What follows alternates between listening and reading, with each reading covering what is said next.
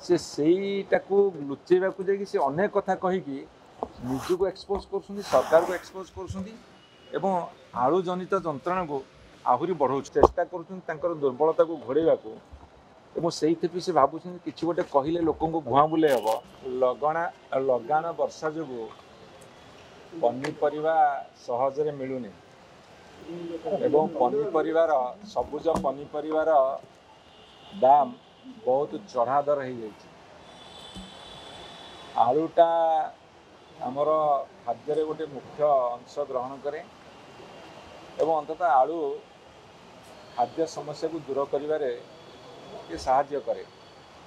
आलूर दर अहेतुक वृद्धि जनसाधारण को जेतिकी बाधुची ताठू बेसी बाधुची विभागीय मंत्रींकर सबुदिन भिन्न भिन्न प्रकार स्टेटमेंट। आज कहते वेस्ट बेंगल आलू आणबुनु उत्तर प्रदेश आणबू, काली कहते उत्तर प्रदेश जाकि पंजाब आणबू। सी आलूर दरदाम बढ़िया जंत्रणा जी अधिका ताठू कहीं केते गुण अधिका होची मंत्रींकर विभिन्न प्रकार स्टेटमेंट बा मंतव्य एवं भिन्न भिन्न मंतव्य सेटा जनसाधारण को पूरा एकदम गोटे कन्फ्यूजन रे पकई, द्वंद्व भितर पकई।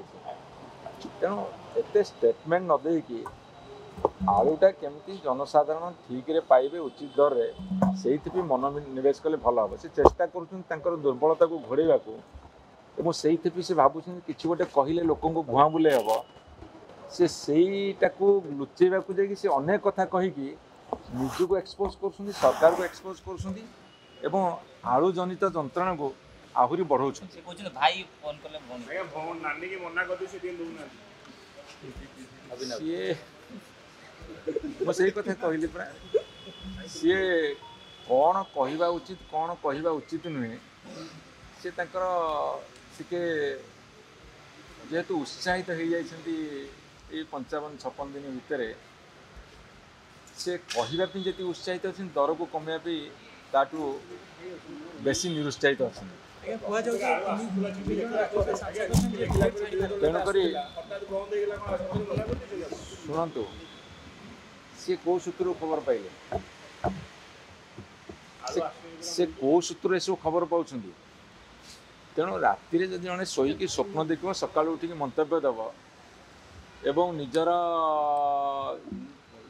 जो कथा से पारुना निपारिलियापण को घोड़ाइया जाकि आउ गोटे कथा कहीदे कि निजक विपदग्रस्त करुँच लोकंर जंत्रणा बढ़ाऊँ से क्षांत रही मनोनिवेश करूँ आलूर दरदाम को स्थिर रखापी।